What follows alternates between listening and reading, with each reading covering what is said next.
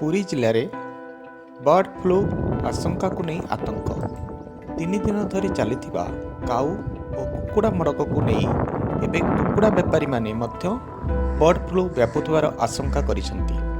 पक्षी अभयारण्य चिलिका नलवन काऊ मृत्यु स्थान ठारू मात्र 10 ରୁ 12 किलोमीटर दूर होइथिबारु वन विभागर निद हजि जाइछि।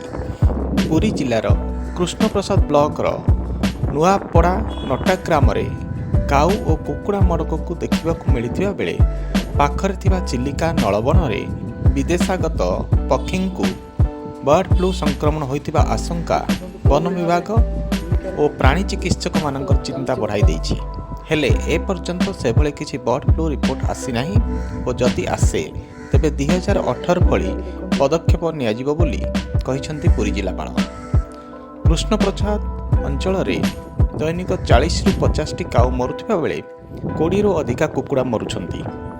विशेषकर यही ब्लॉकर चिलिका नुआपड़ा नटा साही रे काऊ मड़क देखा मिली। दीर्घ 4 दिन हेब चिलिका नुआपड़ा 30 ରୁ 40 काऊ मरुथिबा देखा मिली।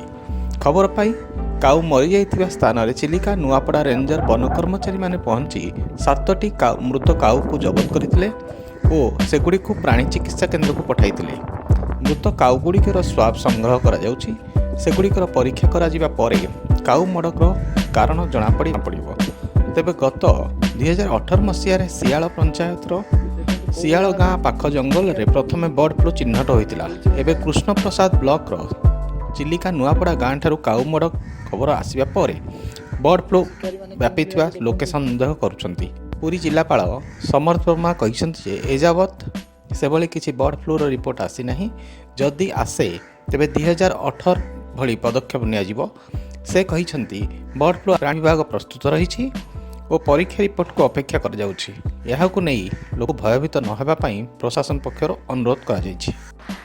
ये इन्फॉर्मेशन काली हमको मिलता और ऑलरेडी सीडीवीओ को मु कही हमारा एडीएम रेवेन्यू तत्वावधान रे तारा गोटे इंक्वायरी करेंगे कौन पाई सेमती इश्यू होची और रिपोर्ट देला परे मैं डिपार्टमेंट तरफ जहाँ भी इंस्ट्रक्शन मिलबो हमें फॉलो सर कोडा सब मॉडल रही रिपोर्ट आसी सर से सीडीवीओ रिपोर्ट पाई हमें वेट करूछु तापर एक्शन लेबो।